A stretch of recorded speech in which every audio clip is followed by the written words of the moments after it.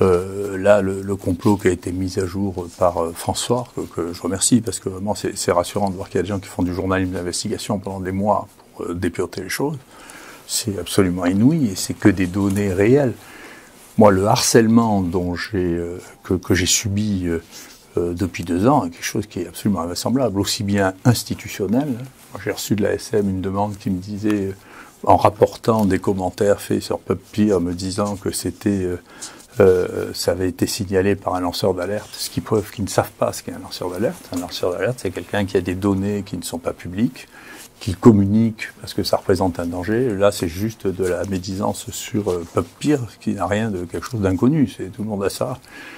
Les gens nous persécutent en mettant des horreurs sur nous et sur l'Institut, sur Wikipédia. On a été persécuté à un point qui est juste absolument invraisemblable. Moi, je ne savais même pas que ça pouvait arriver.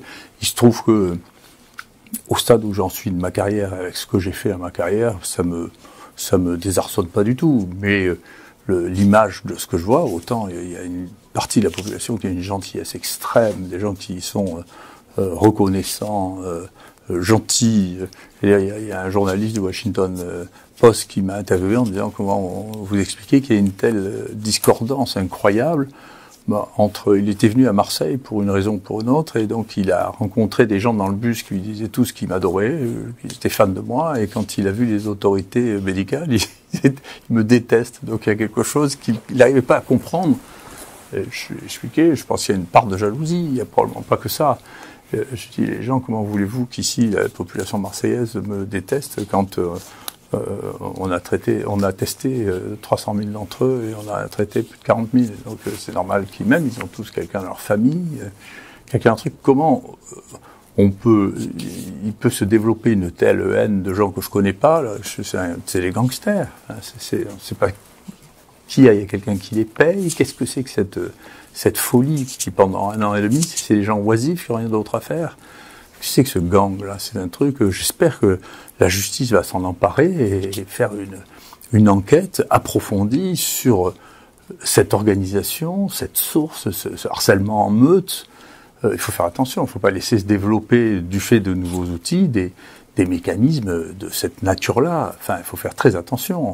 Et quand on voit que des instituts nationaux là approuvent les comportements de gens qui m'ont traité de néocolonialiste sur leur site PubPeer 47 fois. Les gens disent non mais c'est très bien, on ne peut pas les attaquer parce que c'est de la science. Mais où est la science là-dedans? C'est juste des insultes, c'est juste des bêtises, si vous voulez.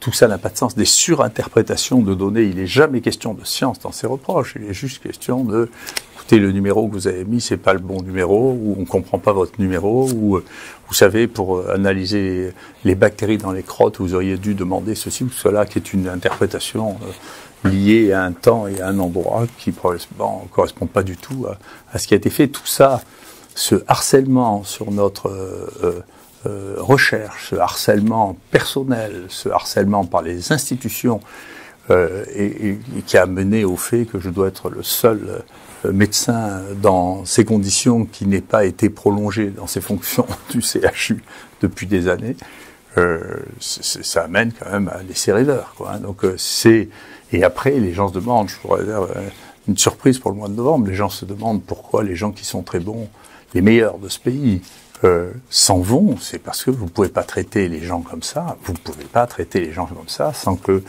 nos instances fonctionnelles ne mettent fin à ce genre de choses. Enfin, on ne peut pas dire d'un côté, écoutez, on va garder les élites, et d'autre part, les laisser traiter de cette manière-là. On n'est pas mieux payé. Moi, je suis bénévole depuis que je fais l'IHU, pas d'activité privée. On peut pas, on peut au moins nous traiter correctement, enfin, ne pas nous harceler. Voilà, donc, il y a vraiment une question là de ce pays, bien au-delà de moi. Moi, je m'en fiche, ma carrière elle est faite, je m'en fiche complètement, ça m'indiffère. Mais je vois ça, c'est peut-être d'ailleurs pour ça que je peux l'observer pendant longtemps. Écoutez, il ne faut pas laisser une délinquance anti-élitiste s'installer. Il ne faut pas le faire, c'est de la délinquance. Et donc ce pays doit s'occuper de la délinquance et protéger les gens qui font de la science de qualité. Il faut le faire.